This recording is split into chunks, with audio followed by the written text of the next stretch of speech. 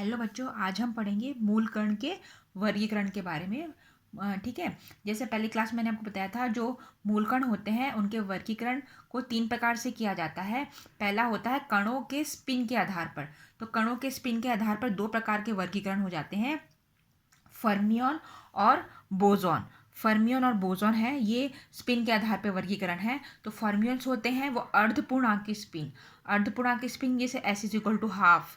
ठीक है। और जो बोसॉन होते हैं वो होते हैं पूर्णांकी स्पिन, जैसे एस की कीमत हो गई, यहाँ पर मैं लिख देती हूँ एस इज इक्वल टू 1 2। ठीक है, इस तरीके से। तो ये पूर्णांकी स्पिन होते हैं बोसॉन, और फर्मियन होते हैं वो अर्धपूर्णांकी स्पिन होते हैं।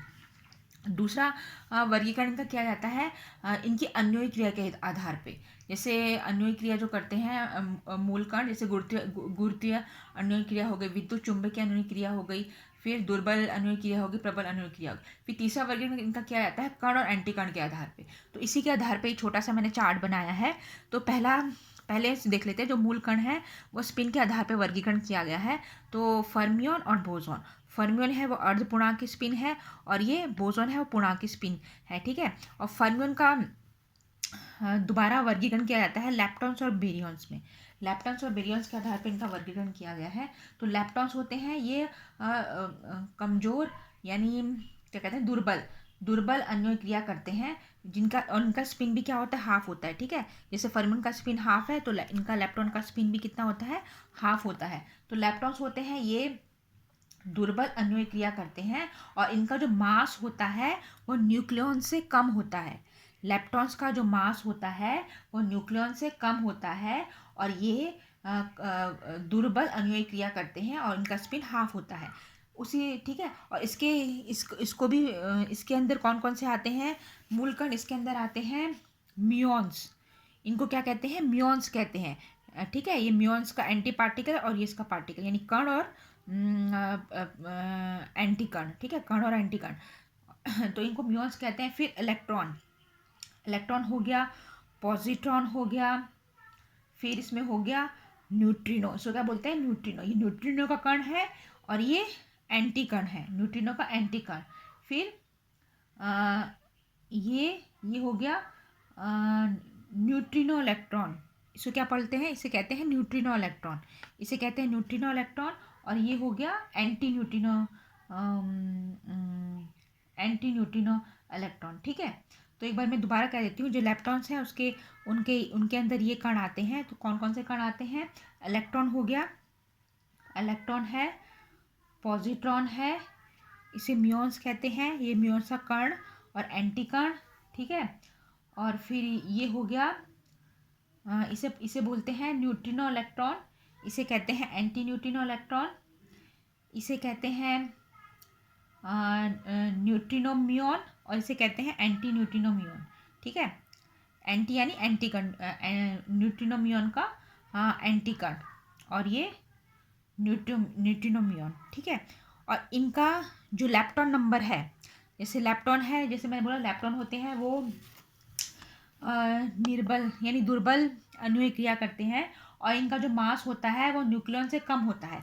तो इनका जो लैप्टॉन नंबर है, इसको एल, ये बड़ा एल है ना, कैपिटल एल, कैपिटल एल से इसको बताते हैं, इसको लैप्टॉन नंबर बोलते हैं। तो इन्हीं का ही लैप्टॉन नंबर होगा, सिर्फ इन्हीं कणों का लैप्टॉन नंबर होता है, क्योंकि लैप्टॉन्स के अंदर ये वाले कण और प्रतिकण आते हैं। तो इन्हीं कण और प्रतिकणों का लैप्टॉन नंबर होता है। तो इलेक्ट्रॉन है उसका लैप्टॉन नंबर कितना है, 1।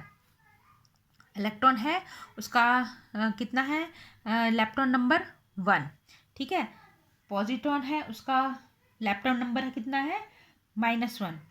म्यून है, म्यून का एंटी कण है, उसका इलेक्ट्रॉन नंबर है 1, और म्यून का इलेक्ट्रॉन नंबर है -1।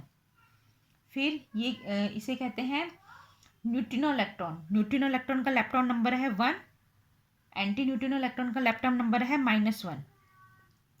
उसके बाद ये है, इसे बोलते हैं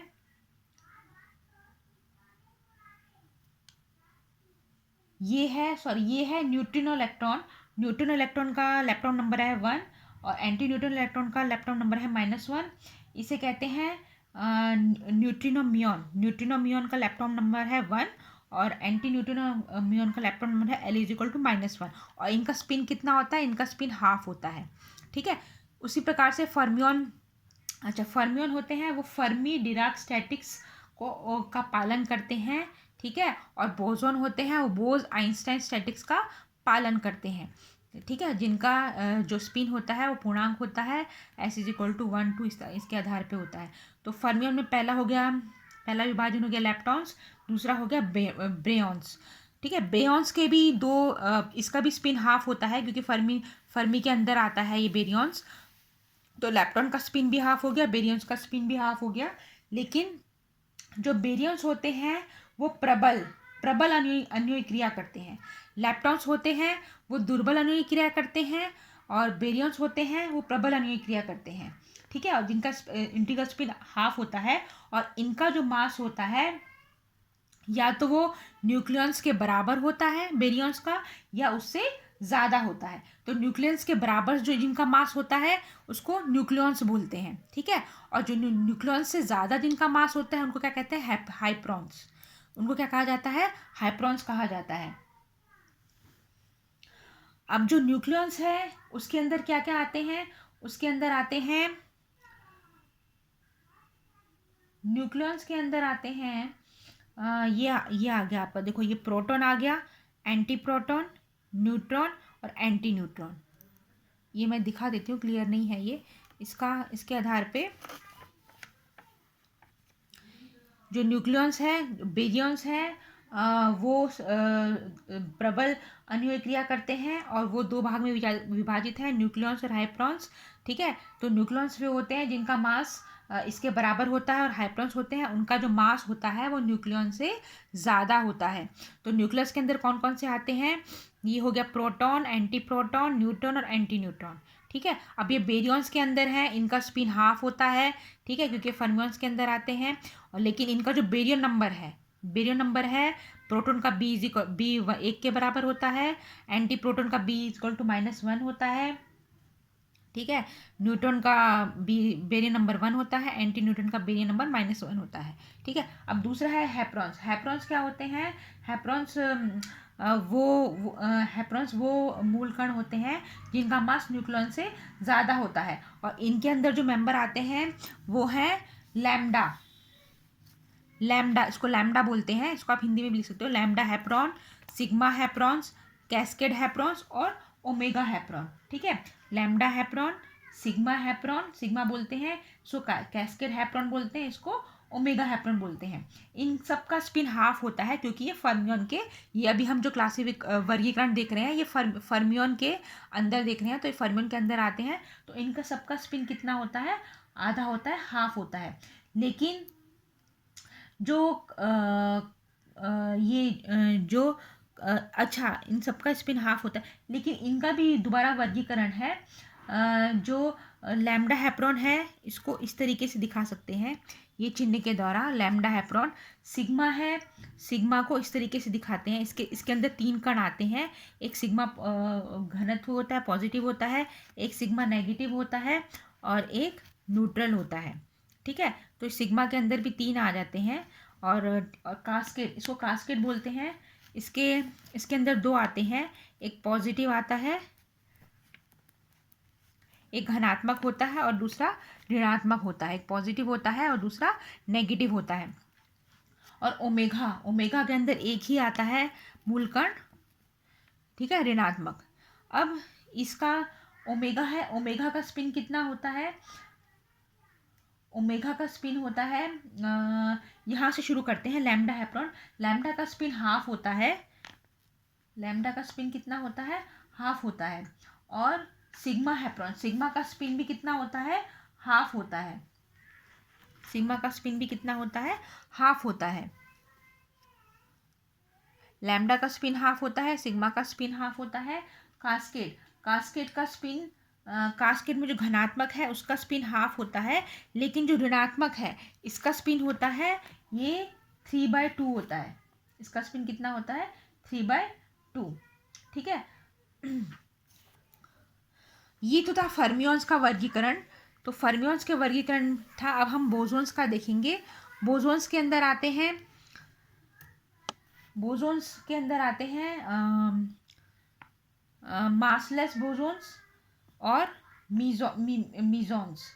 ठीक है, मासलेस बोसोन्स और मीजॉन्स। तो मासलेस बोसोन्स होते हैं, इनके अंदर आते हैं फोटॉन्स और ग्रेविटॉन्स। इनके अंदर दो इसके भी दो वर्गीकरण हैं, फोटॉन्स और ग्रेविटॉन्स। फोटॉन्स होते हैं वो कैसे उत्पन्न होते हैं? वो उत्पन्न होते हैं विद्युत चुंबकीय की अन्वय क्रिया से। तो फोटॉन्स होते हैं वो विद्युत चुंबकीय अन्वय क्रिया से उत्पन्न होते हैं, और जो ग्रेविटॉन्स होते हैं वह गुरुत्वीय अन्वय क्रिया से उत्पन्न होते हैं। ठीक है, तो एक बार मैं दोबारा बोल देती हूँ। जो बोसोन्स हैं उसके भी दो कण हैं, मासलेस बोसोन्स और मीजॉन्स, जिनके अन्वय क्रिया के आधार पर जिनका विभाजन किया गया है। तो मासलेस बोसोन्स है उसमें भी दो हैं, तो जिसमें फोटॉन्स हैं वो फोटॉन्स हैं वो विद्युत चुंबकीय की अन्वय क्रिया से उत्पन्न होते हैं, और ग्रेविटॉन्स हैं वो गुरुत्वीय अन्वय क्रिया की वजह से उत्पन्न होते हैं। मीजॉन्स है, मीजॉन्स के भी तीन वर्गीकरण हैं, जिसे कहते हैं ईटामियंस, मेजॉन्स। ईटा को ऐसे, इसको ईटा बोलते हैं, ईटा मीजॉन्स, केयॉन्स बोलते हैं, और ये पायॉन्स बोलते हैं। तो ईटा मेजॉन्स, केयॉन्स और पायॉन्स, ईटा मेजॉन्स, केयॉन्स और पायॉन्स।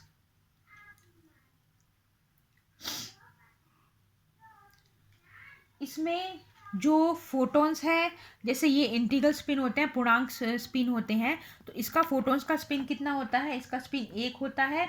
और जो ग्रेविटॉन्स है इसका स्पिन होता है 2, इसका स्पिन 2 होता है। और केयॉन्स है, और ग्रेविटॉन्स में ठीक है, तो फोटॉन्स का स्पिन 1 होता है, ग्रेविटॉन्स का स्पिन 2 होता है। मीजॉन्स है, मीजॉन्स का स्पिन कितना होता है? 0 होता है। मीजॉन्स का स्पिन कितना होता है? 0 होता है। तो यहाँ पर देखो, बोसोन्स जो पूर्णांक स्पिन है तो स्पिन के आधार पे विभाजित है। एक का स्पिन मीजॉन्स का 0 स्पिन होता है, और मासलेस बोसोन्स का में फोटॉन्स का 1 होता है, जो किसके द्वारा उत्पन्न होते हैं? जो विद्युत चुंबक के द्वारा उत्पन्न होते हैं। और ग्रेविटॉन्स का स्पिन 2 होता है, जो गुरुत्वीय अन्वय क्रिया के द्वारा उत्पन्न होते हैं। मीजॉन्स में का स्पिन 0 होता है। ठीक है, तो इसके भी ये भी विभाजित है 3 मूल कणों में, जिसे ईटा मीसॉन्स बोलते हैं, केयॉन्स बोलते हैं, और पायॉन्स कहा जाता है। तो ईटा मीजॉन्स है, केयॉन्स है और पायॉन्स है, पाई मीजॉन्स है। ठीक है, इन तीनों में विभाजित होते हैं। केयॉन्स है, इसके भी 4 विभाजित हैं, के प्लस, के माइनस, के जीरो, और इसका एंटीकण, इसका एंटीकण। तो केयॉन्स है ये उसमें 4 उसमें विभाजित है, के प्लस, के माइनस, के जीरो और इसका एंटीकण। ये स्ट्रेंजनेस के आधार पे विभाजन है इनका। फिर पायॉन्स है, पायॉन्स में पाई प्लस, पाई माइनस और पाई जीरो। तो इसका जो स्ट्रेंजनेस है, स्ट्रेंजनेस इसका 0 है, और इसका स्ट्रेंजनेस कितना है? इसका स्ट्रेंजनेस 1 है, इसका स्ट्रेंजनेस -1 है, इसका 1 है, और इसका 0 है। के प्लस का स्ट्रेंजनेस -1 है, के माइनस का के प्लस का स्ट्रेंजनेस 1 है, के माइनस का -1 है, के जीरो का 1 है, और इसका एंटीकण का 0 है। तो इसका विभाजन है वो स्ट्रेंजनेस के आधार पे किया गया है। स्ट्रेंजनेस क्या होता है ये मैं आपको अगली क्लास में डिटेल में बताऊंगी। तो एक बार ये दोबारा देख लेते हैं मूलकण का वर्गीकरण। तो मूलकण के वर्गीकरण जो है वो स्पिन के आधार पे विभाजन किया गया है। तो स्पिन के आधार पे हमने विभाजन किया है एफ बी। आप इसको कैसे याद कर सकते हो? जैसे फेसबुक होता है ना, एफ बी, वैसे ही आपके सिलेबस में इतना डिटेल वर्गीकरण नहीं है, लेकिन मैंने आपको ऐसे समझाने के लिए इसमें लिखा है। तो एफ बी बोलते हैं ना फेसबुक, तो फेसबुक। तो फर्मियन, बोसॉन, जो फर्मी डिराक स्टैटिक्स को ओबे करते हैं, और जो बोस आइंस्टाइन की थ्योरी को ओबे करते हैं। तो फर्मियंस है वो अर्धपूर्णांक स्पिन होते हैं, और ये बोसॉन्स है वो पूर्णांक स्पिन होते हैं। फर्मियन का दोबारा वर्गीकरण किया जाता है लैप्टॉन्स और बेरियंस में तो लेप्टॉन्स हैं वो दुर्बल फर्मियंस होते हैं और ये प्रबल फर्मियंस होते हैं। दुर्बल फर्मियंस होते हैं और इनका जो मास होता है वो न्यूक्लियन से कम होता है, और ये प्रबल फर्मियंस होते हैं, इनका जो मास होता है वो न्यूक्लियस के बराबर होता है और न्यूक्लियस से ज़्यादा होता है। लेप्टॉन्स के अंदर आते हैं, लेप्टॉन्स के अंदर electron, positron, muons, anti neutrino electron, anti neutrino electron, neutrino muon और एंटी न्यूट्रिनो म्यून, ये इसके विभाजन में आते हैं। इनका लेप्टॉन नंबर 1 - 1 1 - 1 1 -1 1 -1 इस तरीके से लिया है, ठीक है। और ये बेरियंस हैं। बेरियंस में का इसका स्पिन फर्मियंस है, तो फर्मियन के अंदर है तो इसका स्पिन हाफ है, तो इनको मास के आधार पे दोबारा विभाजित किया गया है। तो बेरियंस होते हैं वो प्रबल फर्मियंस होते हैं, और इनका जो मास होता है वो ये तो न्यूक्लियस के बराबर होगा या न्यूक्लियस से ज़्यादा होगा। तो न्यूक्लियस के बराबर होगा उनको न्यूक्लियस कहा जाता है, न्यूक्लियस से ज़्यादा होता है उसको हैप्रॉन्स कहा जाता है। न्यूक्लियस के बराबर जो मास वाले हैं उसमें ये कण आते हैं proton, anti proton, neutron, anti neutron, और हैप्रॉन्स है उनके अंदर जो जिनका मास न्यूक्लियस से ज़्यादा होता है उनके अंदर आते हैं लैम्डा, सिग्मा, कास्केड और ओमेगा। लैम्डा के अंदर एक कण आता है, सिग्मा के अंदर 3 कण आए हैं, उसके 3 कण हैं, कास्केड में 2 हैं और ओमेगा में हैप्रॉन में 1 है, ठीक है। तो इस तरीके से है। और जो बोजोन है उसके अंदर 2 प्रकार हैं, मासलेस बोजोन्स और मियॉन्स। और ये इसके स्पिन के आधार पे इसका विभाजन हुआ है। तो स्पिन के आधार पे इसका जो मासलेस बोजोन है इसका स्पिन 1 या 2 होता है, और मिजोन का स्पिन कितना होता है, 0 होता है, ठीक है। तो मासलेस बोजोन्स में 2 हैं, फोटॉन्स और ग्रेविटॉन्स। जिन फोटॉन्स की उत्पत्ति किससे होती है, इसको आप एम स्क्वायर भी पढ़ सकते हो। बोसॉन्स का दो वर्गीकरण एम स्क्वायर मासलेस बोसॉन्स और मीजॉन्स। फिर ये पी जी मासलेस का, ये हो गया पी जी होता है ना पी जी के हिसाब से, तो इसका स्पिन होता है 1, इसका स्पिन होता है 2। मीजॉन्स है, मीजॉन्स को दोबारा विभाजित किया गया है, ईटा मीजॉन्स, केऑन्स और पायोन्स। तो ठीक है, केऑन्स का दोबारा विभाजित है चार मूल कणों में, K+, K- K0 और उसका एंटी पार्टिकल। इनको स्ट्रेंजनेस के आधार पे विभाजित किया गया है। तो इनका जो विभाजन है वो स्ट्रेंजनेस के आधार पे किया गया है।